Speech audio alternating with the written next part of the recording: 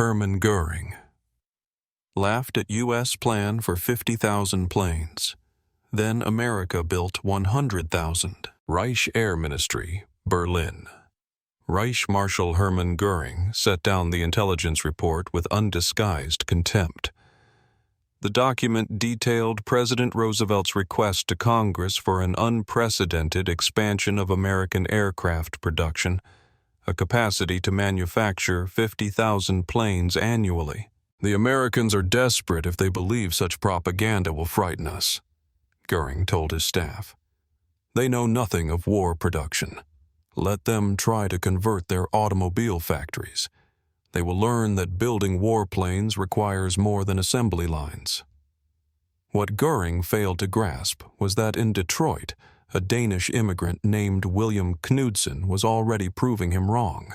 The former General Motors president, now working for $1 per year as Roosevelt's production chief, was orchestrating the most ambitious industrial transformation in human history. Within 4 years, American factories would produce not the impossible 50,000 aircraft Göring dismissed, but nearly 100,000 planes annually, while simultaneously supplying 2 theaters of war across opposite oceans. The proclamation that triggered German contempt came as German panzers raced through France. Standing before Congress, Franklin Roosevelt declared, "I should like to see this nation geared up to the ability to turn out at least 50,000 planes a year." The reaction was skepticism, even among allies. In 1939, America had produced just 3,611 military aircraft. The Army Air Corps possessed 1,700 combat planes, many obsolete. Yet Roosevelt demanded a 14-fold increase in production. William Knudsen became the architect of this miracle. When asked who could achieve such impossible production, presidential advisor Bernard Baruch responded, "First, Bill Knudsen. Second, Bill Knudsen. Third, Bill Knudsen." Knudsen had abandoned his $300,000 salary to serve his adopted nation, bringing automotive mass production principles to aircraft manufacturing. The transformation began immediately. By December 1941, American factories were producing 2,000 military aircraft monthly, a 20-fold increase from 2 years earlier. The Ford Motor Company announced plans for a massive bomber plant at Willow Run, Michigan. Boeing expanded its Seattle facilities. Douglas Aircraft hired thousands of workers. The arsenal of democracy was awakening. The Nazi leadership's dismissal of American capabilities stemmed from both racial prejudice and willful blindness. General Friedrich von Beutticher, Wehrmacht military attaché in Washington from 1933 to 1941, sent accurate reports describing American industrial mobilization. His cable warned, "American war production will reach unimaginable heights." Berlin dismissed these warnings as defeatist exaggeration. When Baedeker met Hitler to discuss American potential, the Führer ranted about American racial degeneracy rather than listening to intelligence assessments. Hitler proclaimed Americans half-Judaized, half-negrified, and incapable of sustained warfare. This ideological blindness would prove fatal. The prejudice permeated all levels. Luftwaffe intelligence dismissed reports of women entering aircraft factories as signs of American desperation. They couldn't conceive that democratic mobilization might exceed totalitarian command. When reports arrived of factories running 3 shifts, German analysts assumed exaggeration. The Nazi worldview simply couldn't accommodate American reality. Ford's Willow Run plant embodied American ambition. Constructed on farmland, it became the world's largest factory under one roof, 3.5 million square feet with an assembly line stretching 1 mile. Charles Sorensen, Ford's production chief, promised to build one B-24 Liberator bomber per hour when other factories managed one per day. Initial results were catastrophic. The first bomber, completed September 1942, required complete rebuilding. Quality control failures reached 50%. By February 1943, Willow Run produced just 56 bombers monthly against promises of hundreds. Critics dubbed it "Will It Run," but Ford engineers persevered, breaking the B-24's 193 parts into manageable subassemblies. They developed hydraulic riveting tools, prefabricated wiring harnesses, and moving assembly lines. They accommodated 578 design changes in 1943 alone while maintaining production. By September 1943, monthly production reached 148 bombers. By December, 365. The breakthrough came in April 1944 when Willow Run produced 428 B-24s, one every 63 minutes, 24 hours daily. This single factory was outproducing the entire German aviation industry. German pilots first recognized American production superiority during the Tunisia campaign. Major Johannes Steinhoff, commanding JG-77, noted, "The American pilots are no longer amateurs. Most disturbing, there are more of them every day." The revelation accelerated through 1943.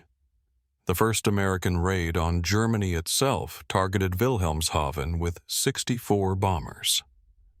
By October, during Black Thursday at Schweinfurt, the Americans could lose 60 B-17s and replace them within 2 weeks. The mathematics had become inescapable.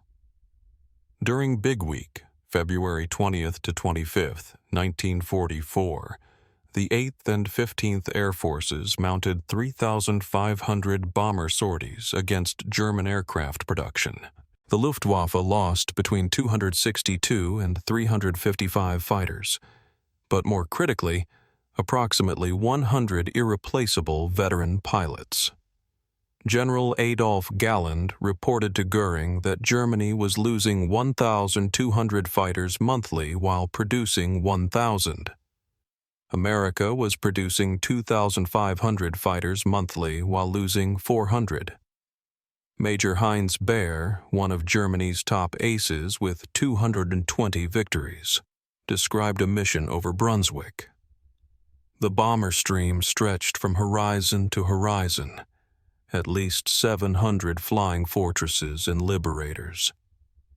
We were 8 fighters against hundreds. It was hopeless. By 1944, American aircraft production reached staggering proportions. That year alone, factories produced 96,270 aircraft, 16,048 four-engine bombers, 35,743 fighters, and 20,591 multi-engine aircraft. This single year's production exceeded Germany's entire wartime output of approximately 94,677 aircraft. The disparity went beyond numbers. Each American bomber carried 13 50 caliber machine guns with thousands of rounds. German fighters increasingly launched with partial ammunition loads. American bombers featured powered turrets, advanced bomb sights, and sophisticated navigation equipment. German fighters often lacked functioning radios. Boeing's Seattle Plant 2 was producing 16 B-17s daily by May 1944. Douglas Aircraft, which employed just 68 people in 1936, had grown to 167,000 workers across 9 facilities. North American Aviation churned out 500 P-51 Mustangs monthly. Lockheed achieved production of one P-38 Lightning every 90 minutes, while implementing 2,127 combat-driven modifications. Supporting industries matched this pace. General Motors produced 57,658 aircraft engines under license. Packard built 55,523 Rolls-Royce Merlin engines. Alcoa's aluminum output increased 600%. Dow Chemical's magnesium production grew from 6 million pounds annually to 333 million. The transformation of America's workforce shattered Nazi preconceptions. Women, comprising less than 1% of aircraft workers in 1941, represented 65% by 1943, 310,000 women among aircraft industry workers. At Douglas Long Beach, 20,238 of 41,622 employees were women. Rose Will Monroe, the original Rosie the Riveter, drove 3,000 rivets per shift at Willow Run with 99.5% accuracy. Women inspectors at Douglas reduced defect rates from 3.2% to 0.3%. Ford redesigned tools for smaller hands, inadvertently improving efficiency. Lighter pneumatic tools reduced fatigue, while better positioned workstations decreased injuries. German intelligence interpreted female employment as desperation. A captured Luftwaffe report dismissed these workers as temporary, predicting quality collapse. Instead, precision improved. Women excelled at detailed work, wiring, instruments, inspection. Their integration represented democratic strength, not weakness. As American production soared, Germany retreated into fantasy. Göring authorized the Jaeger program, dispersing production into 729 underground facilities using slave labor. The Mittelwerk complex employed 60,000 prisoners in horrific conditions, with 20,000 dying. These underground factories produced more defects than aircraft. Slave laborers sabotaged components. Transportation between dispersed facilities caused delays. Quality control collapsed. The entire Mittelwerk complex produced fewer engines monthly than Ford's single Chicago plant. Meanwhile, American innovation accelerated. Boeing developed modular B-29 construction across 4 facilities with completely interchangeable parts. The pressurized B-29, costing $605,000 each, incorporated technology Germany couldn't match in prototypes. By early 1945, America was producing 100 B-29s monthly. The D-Day invasion demonstrated the culmination of American production. The invasion employed 11,590 Allied aircraft against 319 German sorties, a 36-to-1 superiority. This wasn't a tactical advantage, but industrial annihilation. Between January and May 1944, preparatory bombing dropped 145,000 tons on German targets, exceeding all German bombing of Britain throughout the war. Transport aircraft delivered 3 airborne divisions in one day, using more planes than Germany's entire transport fleet ever possessed. By December 1944, single raids involved 200 bombers escorted by 900 fighters. P-51 Mustangs possessed range to reach Poland, performance to match any opponent, and existed in quantities making losses irrelevant. German pilots called them Indians, swarming everywhere simultaneously. As defeat approached, even Nazi leadership acknowledged the production catastrophe. In his diary, Goebbels wrote, "Göring's promises about Luftwaffe superiority now seem criminal delusions.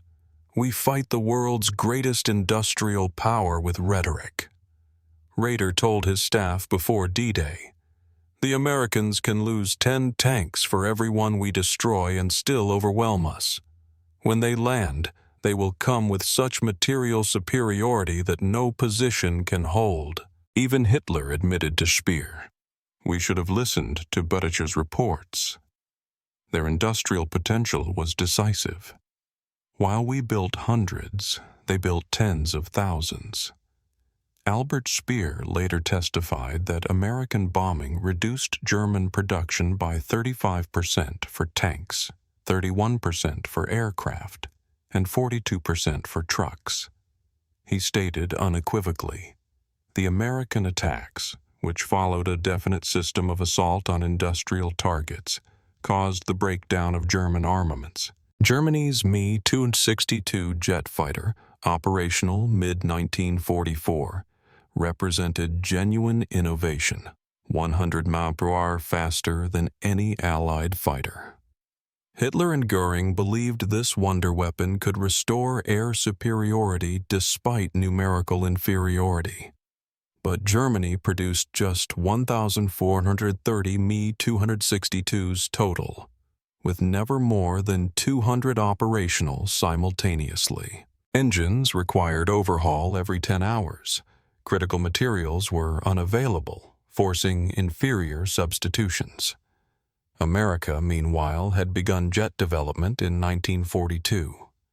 While the Bell P-59 proved inferior to German jets, Lockheed's P-80 Shooting Star, superior to any German jet, entered production before the war's end. American industrial depth allowed simultaneous pursuit of multiple technologies, a luxury Germany couldn't afford. The contrast epitomized the production war's outcome. Germany's technological superiority in jets meant nothing against America's ability to produce thousands of conventional fighters while simultaneously developing next-generation aircraft. Quality without quantity proved worthless in total war. Hermann Göring's arrest by elements of the U.S. 36th Infantry Division marked the beginning of his confrontation with reality. Initially defiant at the interrogation facility in Augsburg, he maintained German technology had been superior, overcome only by numbers. His subsequent transfer to Camp Ashcan in Luxembourg, the dedicated facility for high-ranking Nazi prisoners, brought intensive interrogation. Major Kenneth Heckler conducted extensive interviews, documenting Göring's evolving recognition of American industrial superiority. I knew American industrial potential was great, Göring admitted to Heckler, but the execution exceeded my worst fears. That single factory at Willow Run produced more aircraft than our entire bomber force at peak. It was incomprehensible. He expressed particular astonishment at American logistics. Your ability to supply forces across 2 oceans while maintaining domestic production. This was beyond our ability to comprehend. We were unable to provide troops in an acceptable manner 500 kilometers away from Germany. You transported soldiers 5,000 miles away from the United States. In the course of Göring's trial at Nuremberg, the prosecution presented him with an overwhelming amount of evidence demonstrating the superiority of American manufacture. The United States of America produced more airplanes on a monthly basis by 1944 than Germany was able to produce on a yearly basis. During the time that the prosecution were listing the German cities that were destroyed by bombers from that one facility, photographs of Willow Run's assembly lines were played. From his evidence, Göring claimed that he had a difficult time understanding the scale. I was of the opinion that the United States of America has an outstandingly high level of economic and technological potential, especially with regard to the Air Force. But I never anticipated that they could raise the manufacturing of airplanes by a factor of 100 in only 4 years. This kind of development seemed to be physically impossible. G.M. Gilbert, a prison psychologist, detailed Göring's preoccupation with collecting and analyzing production figures. Several times he performed calculations that included comparing individual American industries to the whole output of Germany. Willow Run was the subject of his special fixation, as shown by his use of the phrase, "that damned factory that broke our backs." Göring could nothing except gaze at the numbers in silence when he was informed that the United States of America had manufactured 812,615 aircraft engines, while Germany had produced 241,075 engines. There was no denying the irrefutable mathematical fact of loss. The magnitude of the metamorphosis is still astounding even in modern times. The United States of America completed the production of 295,959 military aircraft at the conclusion of the war, including 97,810 bombers, 99,465 fighters, and 98,784 other aircraft. Not only did this represent quantity, but it also signified systematic supremacy in every facet of all aspects of production. When aircraft manufacturing was at its pinnacle, there were 2 million people working in the industry in the United States. An unparalleled range of people worked in the industry, including women, African Americans, Mexican Americans, Native Americans, handicapped workers, youths, and senior citizens. The democratic mobilization was successful in accomplishing what the totalitarian leadership was unable to. Every measure determined that voluntary collaboration was superior to the productivity of forced labor. In 1945, the workforce that had joined manufacturers in 1941 with no prior knowledge of aircraft emerged as the most proficient aviation workers in the world because of their extensive experience.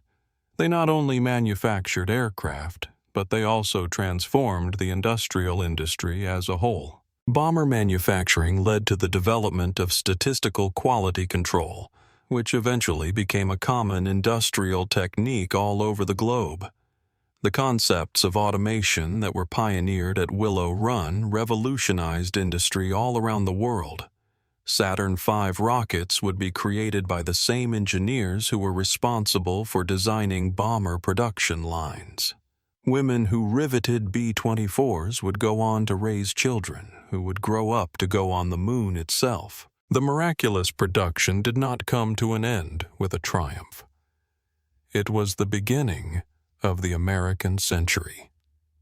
Conventional wisdom in economics was challenged by the financial aspects.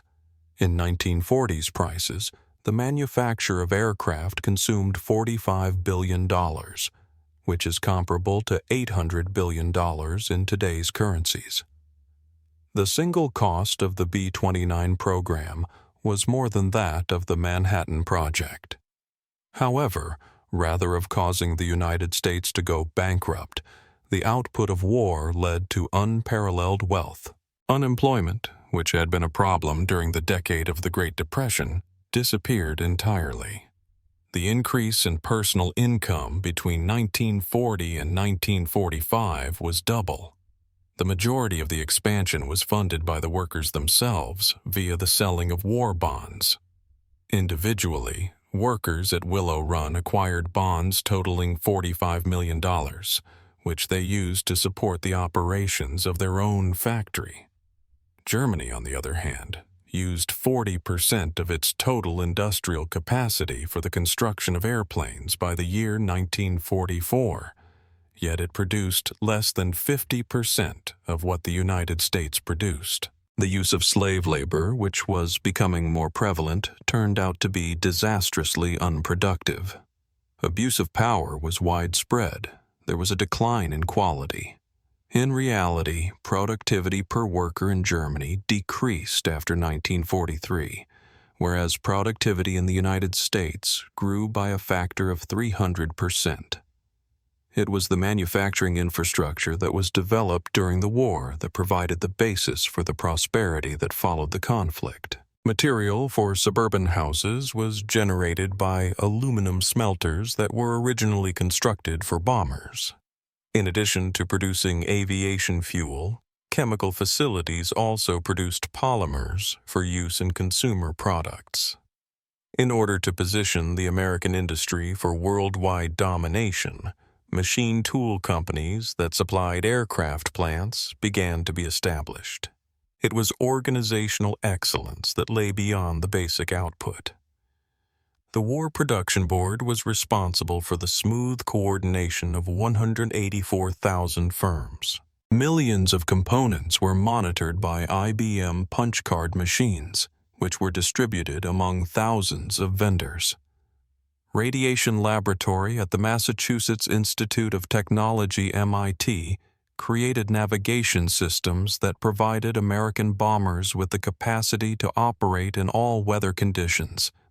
Chin turrets were introduced by Boeing within 60 days after the discovery that the B-17 was vulnerable to frontal strikes while it was in battle. Consolidated modified B-24s without halting manufacturing in order to meet the requirements of Pacific operations whenever they needed greater range. Changes made by the Germans might take months or even years. It took many weeks for the United States to make adjustments. This flexibility proved to be just as crucial as the amount of output. The United States aircraft underwent constant evolution based on their experiences in worldwide battle. Within a few days, information was sent from the Pacific conflicts to the Atlantic manufacturing lines. While the designs of American aircraft continued to evolve on a weekly basis, German aircraft, which were manufactured in secluded subterranean facilities by slave labor, remained unchanged. The feedback loop that connected production and fighting attained a level of efficiency that had never been seen before.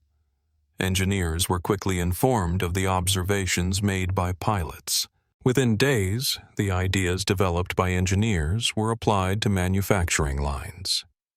The ideas made by workers on the assembly line were received immediately by designers. Compared to the hierarchical command structure of Germany, this democratic flow of information proved to be better. Hermann Göring made his most comprehensive recognition of the importance of the production war in his farewell letter, which read as follows: "The Americans won through industrial power, not military prowess. Rather than being beaten by superior warriors, we were defeated by superior industries. The Wehrmacht was buried beneath a layer of aluminum and steel by the country that we disregarded as being capable of producing merely everyday consumer items." His last taped remark to Gilbert was just as illuminating as the previous one. "While it was sleeping, we started war on a massive industrial corporation. As soon as it awakened, our fate was sealed. They didn't merely succeed in outproducing us, they completely changed the way manufacturing was done. On every conceivable level, their system was found to be better to ours." Göring took his own life that evening, but his last testimony ultimately serves as the judgment that history has handed down about the industrial war. The Marshal of the Reich, who had disregarded the capabilities of the United States, passed away with the knowledge that a single American plant had eclipsed the lifetime productivity of his whole Air Force. It is generally agreed upon by military historians that the success of American manufacturing was the deciding element in the triumph of the Allies. It would have been impossible to carry out D-Day, the bombing campaign would have been unsustainable, and the Pacific War would have been impossible to win if it had not been for the enormous material advantage it gave. The prominent historian of the Air War, Richard Overy, came to the conclusion that the outcome was determined not by fighting spirit or tactical brilliance, but by the weight of material. Because they buried their adversaries behind a mountain of production, the Allies were able to emerge victorious. There is little doubt that this evaluation is supported by the data. By 1944, the United States of America solely produced more military aircraft than the rest of the world combined, including both the Axis and the Allied nations. This was not a case of incremental superiority. Rather, it was a victory of order of magnitude. It was not defeat that Germany faced, but rather obliteration. On the other hand, the importance of the manufacturing miracle extended beyond the military success. It demonstrated that democracy is preferable to dictatorship, that freedom is superior to tyranny, and that voluntary collaboration is more powerful than forced compliance. Those who were responsible for this transition were not slaves or conscripts. Rather, they were free citizens who came together to work toward a shared goal. The discounting of American industrial potential by Hermann Göring is often regarded as the most disastrous error in calculation in the annals of history. Germany lost the war and millions of deaths as a result of his disdain for the democratic industrial potential of the country. It was his reluctance to acknowledge the capabilities of the United States that ultimately led to the destruction of the Third Reich before the first aircraft entered German skies. While free societies were confronted with existential challenges, they were able to accomplish the seemingly impossible. This was proved by the change from 3,000 to 100,000 airplanes yearly.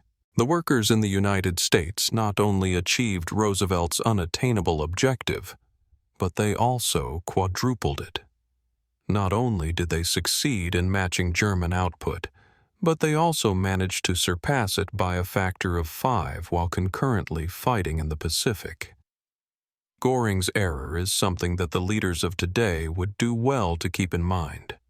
If democratic countries are dismissed as weak because to their peaceful nature, or if the production ability of free people is underestimated due to their preference for wealth over conquest, then any of these scenarios invites disastrous mistake. In 1940, it seemed as if the United States was preparing for war. By 1944, it had become into an industrial giant that could not be stopped. The armory of democracy demonstrated that manufacturing lines could be just as decisive as front lines, that assembly workers could be just as important as soldiers, and that industrial mobilization could be just as sure as military strategy in determining victory. This was a lesson that Göring learned too late, and it came at the expense of the annihilation of his country. Hermann Göring's trip followed the path that led to the demise of Nazi Germany, beginning with his contemptuous response to Roosevelt's declaration and ending with his death at Nuremberg. The Third Reich was a system that mistaken tyranny for strength, that thought racial mythology could triumph over industrial arithmetic, and that mistook ideology for aptitude. His hatred for American manufacturing became the epitaph for the Third Reich. The Marshal of the Reich, who had disregarded the manufacturing of aircraft by the United States, passed away with the knowledge that American factories had created more aircraft in 1944 alone than Germany had managed to build during the whole of the war. It was his mocking of democratic industrial potential that became the most costly prank in the history of the world, and it was paid for with the currency of complete success. Germany built 94,677 military aircraft, whereas the United States produced 295,959 of them.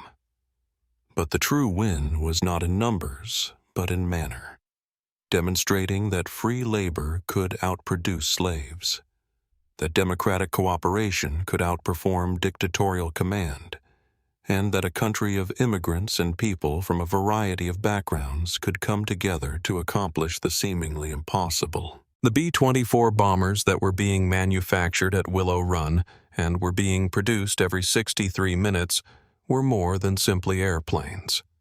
In response to tyranny, they were democracy's response. Every single rivet was pushed by a lady who had been a housewife a few months previously, Every single engine was constructed by a young man who had dropped out of high school to serve, and every single wing was put together by workers who had escaped poverty and prejudice. All of these activities demonstrated that free peoples, when united in a just cause, had the ability to bury tyranny beneath an avalanche of productivity.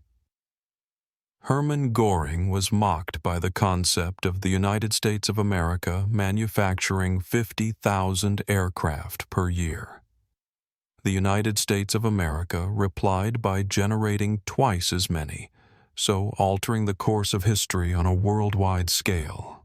The sound of his laughing reverberated across history as the expression of a catastrophic error of judgment. It was a guy who had no understanding of democracy or production who made the catastrophic mistake of dismissing the weapons used by democracy. At the end of the day, both of them buried him and all that he represented under 300,000 airplanes, which converted his scorn into the greatest ultimate defeat in the history of the world.